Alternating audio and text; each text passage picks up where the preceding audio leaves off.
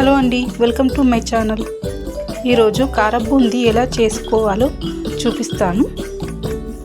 చాలా క్రిస్పీగా ఇంట్లోనే చేసుకోవచ్చు. ముందుగా ఒక బౌల్ తీసుకొని 4 కప్పుల శనగపిండిని తీసుకోవాలి.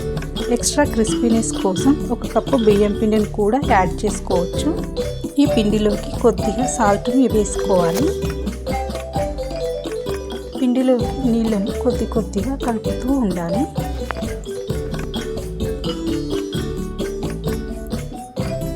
ఈ విధంగా జారుడుగా కలుపుకోవాలి. ఒక చిల్లుల గరిటెని తీసుకొని ఆయిల్ బాగా హీట్గా ఉన్నప్పుడు మాత్రమే పిండిని ఈ విధంగా వేయాలి. అప్పుడే బూందీ మంచిగా పొంగుతూ వస్తుంది.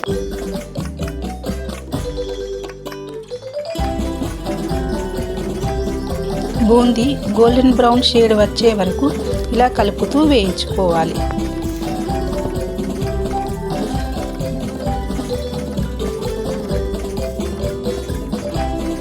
బూందీ మళ్ళీ తిరిగి వేసేటప్పుడు గరిటె బ్యాక్ సైడ్ ఇలా వేలితో తుడవాలి.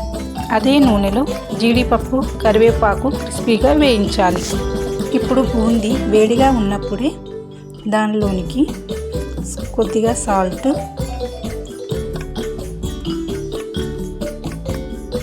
కారం, వేయించిన కరివేపాకు,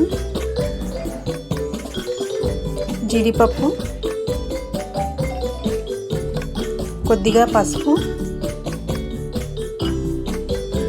ధనియాల పొడి అన్నీ వేసి బాగా కలపాలి.